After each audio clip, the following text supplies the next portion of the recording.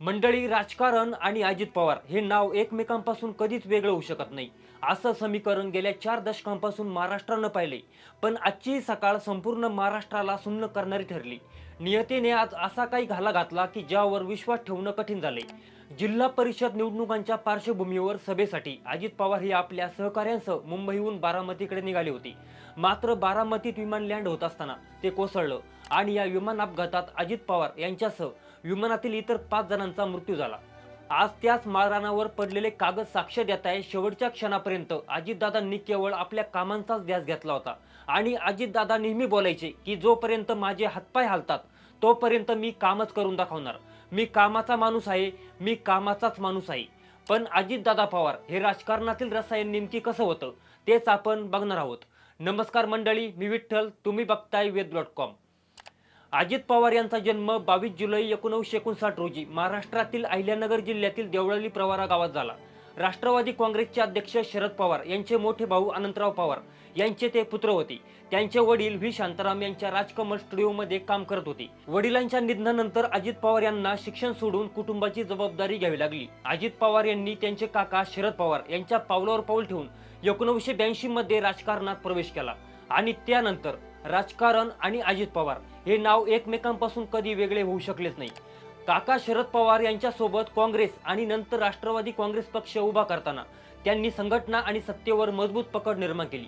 महाराष्ट्रात सर्वाधिक उपमुख्यमंत्री पद भूषवण्याचा विक्रम अजित पवार यांच्या नावावर झाला. राजकारणात त्यांना अनेक पदं मिळाली, पण लोकांनी त्यांना दादा म्हणूनच जपलं. दादा म्हणजे मोठा भाऊ, जो प्रसंगी ओरडतो, कान पकडतो, पण संकट आलं की ढाल बनून उभा राहतो. कार्यकर्त्यांसाठी ते एक आधारवड होते. कुणाचं लग्न असो वा कुणाचं दुःख, दादा तिथे पोहोचणार हा विश्वास त्यांनी कमावला होता. अजितदादा म्हणजे केवळ एक राजकारणी नव्हते, तर ते प्रशासकीय शिस्तीचा एक वस्तुपाठ होते.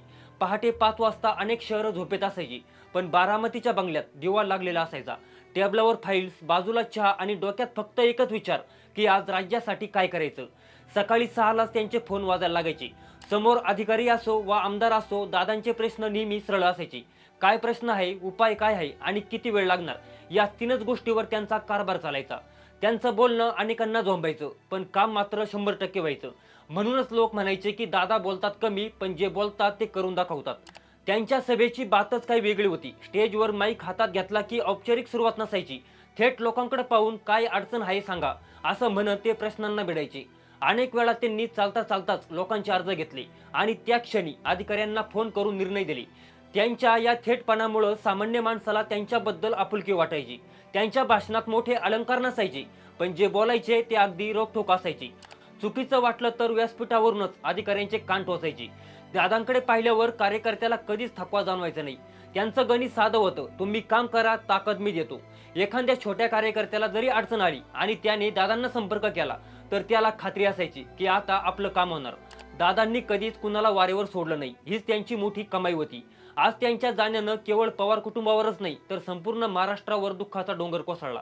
बारामतीतील त्यांच्या निवासस्थानी कार्यकर्त्यांची मोठी गर्दी जमली. प्रत्येकाच्या डोळ्यात अश्रू आहेत.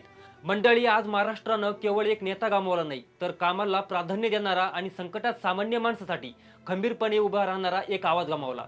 त्यांची शिस्त, कामाचा वेग आणि दिलेला शब्द पाळण्याची जिद्द आता केवळ आठवणीत उरली. त्यांच्या प्रवासाचा शेवट हा देखील त्यांच्या स्वभावासारखाच कर्तव्य बजावताना झाला.